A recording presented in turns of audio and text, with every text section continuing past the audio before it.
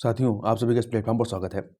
यहाँ पर हम लोग करप्शन परसेप्शन इंडेक्स 2021 ये हिंदी में भ्रष्टाचार धारणा सूचकांक कहते हैं, इसके बारे में चर्चा करेंगे। क्योंकि अभी हाल ही में यह इंडेक्स जारी हुआ है, तो इससे संबंधित जो भी महत्वपूर्ण फैक्ट हैं जिनसे आपकी परीक्षा में प्रश्न बन सकते हैं, उन सभी चीज़ों को यहाँ पर हम लोग देखेंगे। तो चलिए प्रारंभ करते हैं भ्रष्टाचार धारणा सूचकांक के बारे में। तो सबसे पहला प्रश्न यही उठता है कि इसको जारी कौन करता है। तो ध्यान रखिएगा, इसको ट्रांसपेरेंसी इंटरनेशनल के द्वारा जारी किया जाता है। अब ये ट्रांसपेरेंसी इंटरनेशनल के बारे में थोड़ा जान लेते हैं। तो यह वर्ष 1993 में वैश्विक भ्रष्टाचार से निपटने के लिए गठित जर्मनी के बर्लिन स्थित एक गैर लाभकारी संगठन है। ठीक है, तो ध्यान रखिएगा, ट्रांसपेरेंसी इंटरनेशनल के द्वारा इसको जारी किया जाता है। आगे चलते हैं, ये मापता क्या है, इसके द्वारा क्या पता चलता है।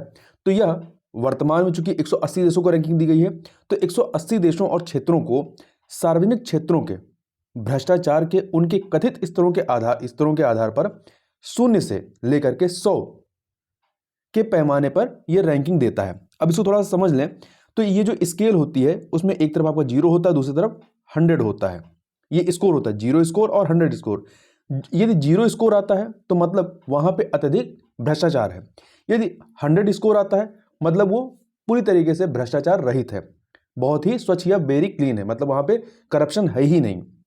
तो कोई देश, जिस देश की रैंकिंग जो है वो जितनी 0 की तरफ होगी उतना करप्शन वहां ज्यादा होगा, और जितना वो 100 के नियर होगी वहां पे करप्शन उतना ही कम होगा। तो इस चीज को आप याद रखिएगा। और ये रैंकिंग के लिए, इसके लिए विशेषज्ञ जो है आकलन और उद्योग प्राधिकारियों के सर्वेक्षणों का इस्तेमाल करते हैं, और उसके आधार पर इसका आकलन किया जाता है और उसी आधार पर रैंकिंग दी जाती है। यहाँ पे ये भी ध्यान रखिए, विशेषज्ञों का मानना है कि ये जो करप्शन परसेप्शन इंडेक्स है ये एक्चुअल स्थिति को भी नहीं बताता है पूरी तरीके से। अब यहाँ पे जो भारत में अभी इसको जारी किया गया है, तो भारत में अगम अर्थात an initiative for good governance ने ट्रांसपेरेंसी इंटरनेशनल के साथ मिलकर के यह सूचकांक यहां पर जारी किया है। आगे चलते हैं, अब जो शीर्ष रैंकिंग वाले देश हैं उनकी रैंकिंग क्या है उनको देख लेते हैं। तो शीर्ष रैंकिंग में सबसे टॉप पे यदि आप देखेंगे तो सबसे टॉप पे 3 देश हैं, डेनमार्क, फिनलैंड, न्यूजीलैंड। इन तीनों को संयुक्त रूप से पहली रैंक दी गई है, क्योंकि इनके स्कोर जो है तीनों के 88 है, मतलब 100 में से 88 स्कोर इनके आए हैं, सर्वाधिक स्कोर है इनके। तो याद रखिएगा, पहले नंबर पे डेनमार्क, फिनलैंड, न्यूजीलैंड 3 देश संयुक्त रूप से हैं। और वहीं उसके बाद दूसरे नंबर की यदि बात करें तो यहां पे आप रैंकिंग देखिए, यहां पे आपको रैंकिंग में कहीं पर भी दूसरा नंबर नहीं दिखाई पड़ रहा है, क्योंकि दूसरे नंबर पे कोई नहीं है, ना ही तीसरे नंबर पे है। चौथे नंबर पे आप देखेंगे तो 3 देश हैं, नॉर्वे, सिंगापुर और स्वीडन। तो पहले रैंक के बाद चौथे रैंक पे है, और चूंकि इनकी रैंक स्कोर क्या है, तीनों की ही आप देखेंगे 85 85 85 है। तो ध्यान रखिएगा, चौथे नंबर पे कौन है, नॉर्वे, सिंगापुर, स्वीडन है। अब आगे देखते हैं, फिर इसके बाद देखिए 5वें रैंक पर और 6ठे रैंक पर कोई नहीं है। फिर 7वें रैंक पर स्विट्जरलैंड है जिसका स्कोर 84 है। 8वें रैंक पर नीदरलैंड है, 9वें पे लग्जमबर्ग है, और 10वें रैंक जो है वो जर्मनी की है। अब ये तो हो गया शीर्ष रैंकिंग वाले देश। अब प्रश्न उठता है कि जो निम्नतर रैंकिंग वाले देश हैं उनकी भी यदि यहाँ पे चर्चा कर लेते हैं। तो यहाँ पर इस टेबल में आप देखिए, अफगानिस्तान को जो है 174 रैंकिंग दी गई है, मतलब 180 देशों को रैंकिंग प्रदान की गई है, उसमें से अफगानिस्तान जो है 174 पे है, और 174 पे उत्तर कोरिया भी है। तो अर्थात ये दोनों संयुक्त रूप से 174 पे है। यमन भी 174 पे, तो 174 पे 3 देश हैं आपके, यमन, उत्तर कोरिया और अफगानिस्तान। वेनेजुला जो है 177 पे है। सोमालिया जो है 178, तो 178 पे आप देखिए 2 देश हैं, सोमालिया और सीरिया। और सबसे लास्ट में इस इंडेक्स में सबसे लास्ट रैंकिंग किसकी है, तो दक्षिणी सूडान की है। कितनी है, 180वीं रैंक है। अब आगे चलते हैं, आगे बढ़ते हैं। अब हम लोग बात कर लेते हैं भारत के बारे में कि भारत की स्थिति क्या है इसमें। तो आप भारत की स्थिति को आप देखेंगे तो यहां पर आप देखिए इंडिया की रैंकिंग कितनी है, 85 है, और इसका स्कोर कितना रहा है, 40 रहा है। और इंडिया के साथ ही मालदीव की रैंकिंग भी 85 है और इनका स्कोर 40 है। इस प्रकार से इंडिया और मालदीव संयुक्त रूप से 85 पोजीशन पर हैं। अब यहाँ पर हम लोग चर्चा थोड़ा सा कर लेते हैं कि यदि इस बार 2021 में जो भारत की रैंकिंग है वो 85 है, तो इससे पहले के वर्षों में भारत की रैंकिंग कैसी थी। तो आप यहाँ पर टेबल में देखिए 2021 में भारत की रैंक 85 है, स्कोर 40 है। 2020 में भारत की रैंक कितनी थी, 86 थी और स्कोर 40 ही था।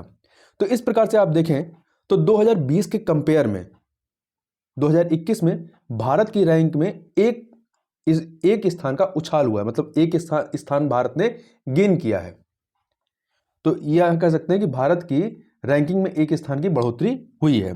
परंतु जब आप स्कोर की बात करेंगे तो स्कोर में 2020 में भी 40 था और 2021 में भी 40 था। अन्य वर्षों की यदि बात करते हैं तो 2019 में आप देखेंगे तो 2019 में 80वें रैंक पर था, 80 पे था। 2018 में 78 पे था, 2017 में 81 था, 2016 में 176 देशों में 79 रैंक पे था और 2015 में 76 पे था। तो आप देखिए 2015 से 2021 को यदि आप देखेंगे यहाँ पर, तो इसमें जो परिवर्तन है रैंकिंग में किसी एक डायरेक्शन में नहीं है। कभी ये बढ़ता है, मतलब रैंकिंग में सुधार हुआ, जैसे कि 2015 में देखिए रैंकिंग 76 थी, फिर रैंकिंग में इनकी गिरावट आई, 79 पहुंच गए हैं, फिर 81 और गिरावट हुई है। फिर यहाँ पे देखिए 2018 में रैंकिंग में सुधार हुआ है, फिर 2019 में गिरावट हुई है और फिर आपका 2020 में भी गिरावट हुई है और फिर आपका 2021 में एक रैंक की सुधार हुई है। तो ये कुछ चीजें हैं जिसको आप यहाँ पर ध्यान रखिएगा। अब आगे बढ़ते हैं। ये तो हुई भारत की बात। अब भारत के जो पड़ोसी देश हैं उनकी क्या स्थिति है उसको भी यहाँ पर हम लोग एक बार देख लेते हैं। तो सबसे पहले हम लोग पाकिस्तान की बात करें तो पाकिस्तान की रैंक कितनी है, 140 है। बांग्लादेश की 147 है, चीन की 66 है, नेपाल की 177 117 है, भूटान की 25 है, म्यांमार की 140 है और श्रीलंका की 102 है। तो पाकिस्तान और म्यांमार दोनों की 140 है। और यहाँ ध्यान रखिएगा कि भारत के पड़ोस में सबसे खराब स्थिति किसकी है, तो बांग्लादेश की है करप्शन के मामले में, और सबसे अच्छी स्थिति किसकी है, तो भूटान की है 25। अब एक ग्रुप और बना सकते हैं ब्रिक्स देशों का। तो कई बार परीक्षा में पूछा जाता है कि ब्रिक्स देशों में भारत की स्थिति के बारे में या ब्रिक्स देशों में सबसे खराब स्थिति किसकी है और सबसे अच्छी स्थिति किसकी है, ये पूछा जा सकता है। तो आप ब्रिक्स देशों के देख लेते हैं। तो ब्रिक्स में 5 देश शामिल हैं। कौन कौन से, भारत, चीन, दक्षिण अफ्रीका, ब्राजील और रूस, ये 5 देश इसमें शामिल हैं। तो आप इनकी रैंक को यदि आप देखें तो चीन की रैंक कितनी है, 66 है, दक्षिण अफ्रीका की 70 है, भारत की 85 है, ब्राजील की 96 है, रूस की 136 है। तो आप ब्रिक्स देशों में देखेंगे तो सबसे अच्छी रैंक किसकी है, चाइना की। यहां पर दूसरे नंबर पे दक्षिण अफ्रीका है, फिर तीसरे पे भारत है, फिर ब्राजील और फिर रूस। मतलब सबसे खराब स्थिति किसकी है, रूस की है। आगे चलते हैं हम लोग। अब इस रिपोर्ट के जो कुछ महत्वपूर्ण फाइंडिंग है उसको भी आप ध्यान रखिएगा। इस रिपोर्ट के अनुसार दुनिया भर में भ्रष्टाचार का स्तर जो है वो स्थिर है। 86% देशों ने पिछले 10 वर्षों में बहुत कम या कोई प्रगति नहीं की है और भारत की स्थिति में पिछले वर्ष की तुलना में एक रैंक का सुधार हुआ है, जिसको हम लोग ने अभी देखा है। आगे इसमें देखते हैं। रिपोर्ट में भारत के संदर्भ में कुछ बातें कही गई हैं, जैसे भारत में लोकतंत्र की स्थिति जो है चिंताजनक है। इसके अतिरिक्त मौलिक स्वतंत्रताएं जो है भारत में वो कमजोर हुई हैं और संस्थाओं के नियमन और उनके बीच संतुलन का स्तर बिगड़ा है। इसके साथ ही पत्रकार एवं एक्टिविस्ट, विशेषकर इन लोगों को, ये लोग खतरे में हैं। सरकार के खिलाफ बोलने वाले संगठनों को मानहानि, राजद्रोह व हेट स्पीच से निशाना बनाया गया है। तो ये इस प्रकार से इस रिपोर्ट में भारत के संदर्भ में चीजें कही गई हैं।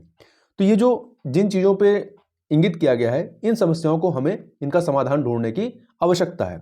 तो इस वीडियो में बस इतना ही। मिलते हैं नेक्स्ट वीडियो में, तब तक के लिए बहुत बहुत धन्यवाद।